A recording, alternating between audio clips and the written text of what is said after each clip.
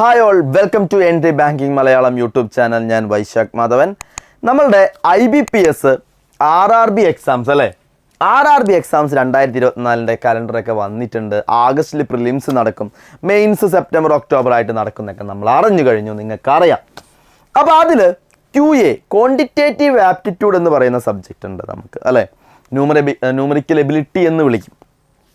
ഇതിലെങ്ങനെ നിങ്ങൾക്ക് maximum mark score ചെയ്യാം, എങ്ങനെ നിങ്ങൾക്ക് ഇത് പഠിക്കാം, ഇതിനെക്കുറിച്ചൊക്കെയുള്ള ഒരു സ്റ്റഡി പ്ലാനാണ് നമ്മൾ ഈ വീഡിയോയിൽ ജസ്റ്റ് ഡിസ്കസ് ചെയ്യുന്നത്. അപ്പോൾ നമ്മളുടെ ഗോൾഡ് ബാച്ചിനെ കുറിച്ച് അറിയാനും ഗോൾഡ് ബാച്ചിൻ്റെ പ്രത്യേകതകളെ കുറിച്ച് അറിയാനും ഈ 4 ലെവലായിട്ടുള്ള ക്ലാസ്സുകൾ എങ്ങനെയാണ് നടക്കുന്നതെന്ന് അറിയാനും നമ്മളുടെ മെൻറ്റർഷിപ്പിനെ കുറിച്ചും അതേപോലെ AI പ്രോഗ്രസ് ട്രാക്കറിനെ കുറിച്ചൊക്കെ അറിയാനായിട്ട് ഈ കാണുന്ന നമ്പറിലേക്ക് നിങ്ങൾ കോൺടാക്ട് ചെയ്താൽ മതി. നമ്മളുടെ ടീം നിങ്ങൾക്ക് വേണ്ട ഫുൾ ഡീറ്റെയിൽസും ഫുൾ ഇൻഫർമേഷൻസും തരുന്നതായിരിക്കും. ഓക്കെ അല്ലേ? ഓക്കെ. അപ്പോൾ അതിന് മുന്നേ നമുക്ക് IBPS RRB എക്സാമിന് എന്തൊക്കെയാണ് പഠിക്കാനുള്ളത്. പ്രിലിമിനറി എക്സാം ക്ലറിക്കൽ ലെവൽ എക്സാമിനും PO ലെവൽ എക്സാമിനും സെയിം എക്സാം പാറ്റേൺ ആണ്.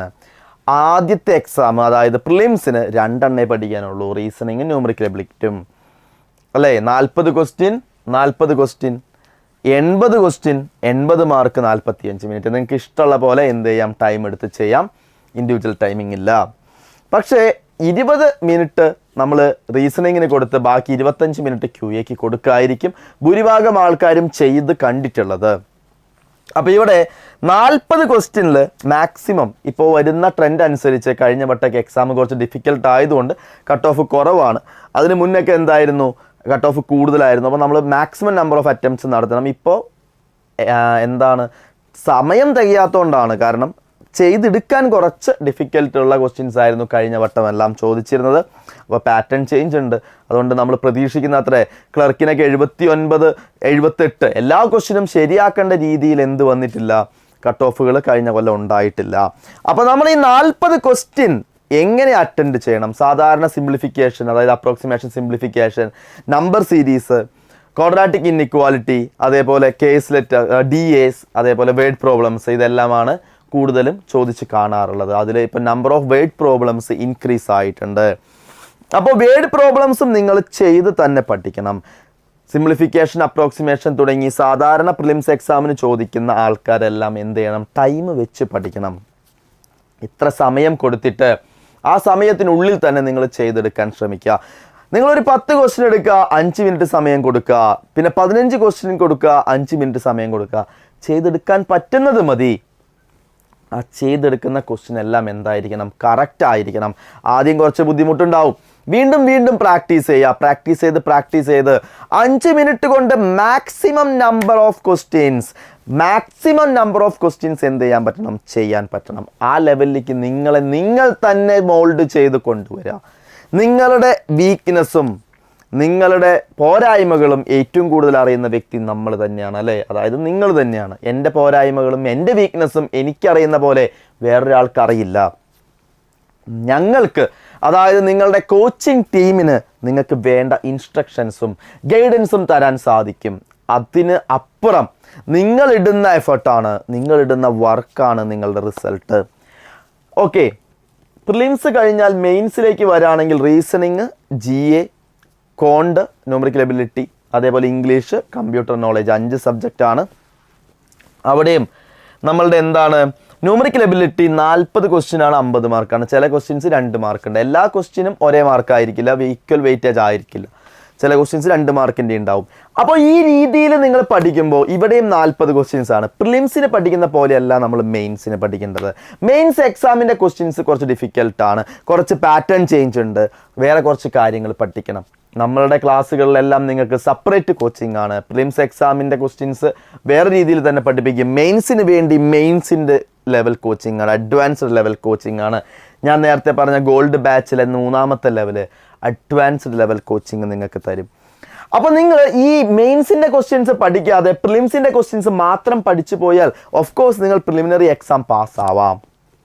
ബട്ട് വൺസ് നിങ്ങൾ മെയിൻസിലേക്ക് എത്തുമ്പോൾ നിങ്ങൾ ആ ക്വസ്റ്റ്യൻസ് കണ്ടിട്ടുണ്ടാവില്ല. നിങ്ങൾക്ക് എന്ത് ചെയ്യാൻ പറ്റും, അവിടെ നിങ്ങൾ അടിതെറ്റി വീഴും, റിസൾട്ടിലേക്ക് എത്താതെ വരും.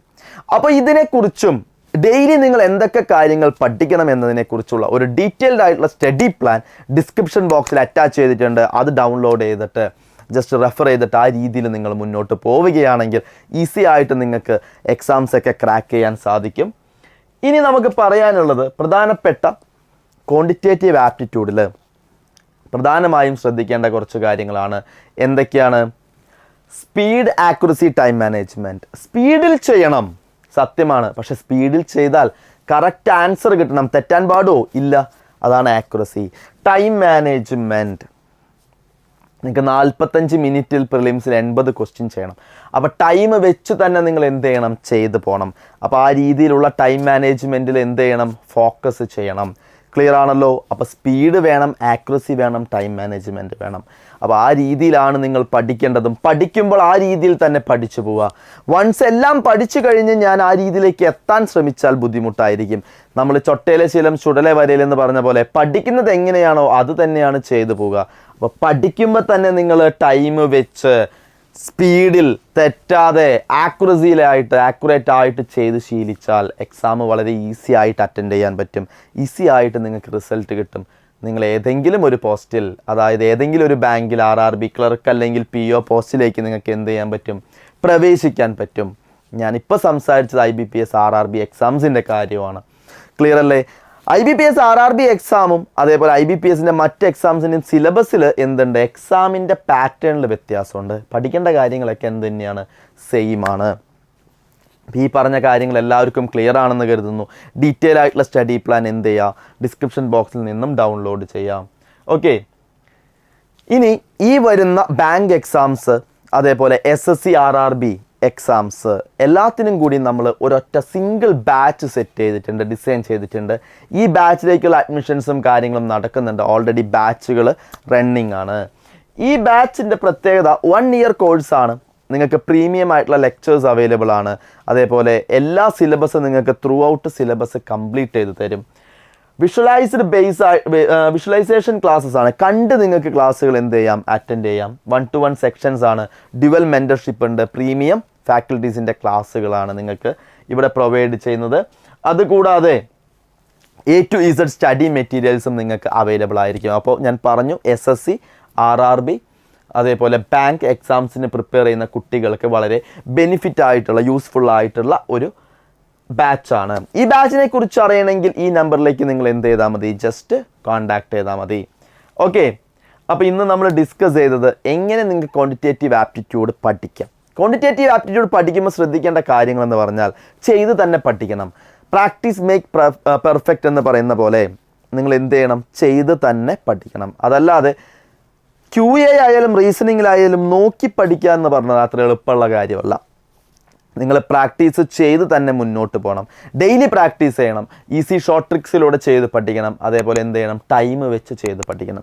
ഇത്ര കാര്യങ്ങൾ ശ്രദ്ധിച്ചു കഴിഞ്ഞാൽ സിലബസ് കവർ ചെയ്യുന്നതിൻ്റെ ഒപ്പം തന്നെ ഈ കാര്യങ്ങൾ മുന്നോട്ട് കൊണ്ടുപോയാൽ ഈസി ആയിട്ട് നിങ്ങൾക്ക് എക്സാം ക്രാക്ക് ചെയ്യാം. അപ്പോൾ എല്ലാവർക്കും all the very best. Thank you.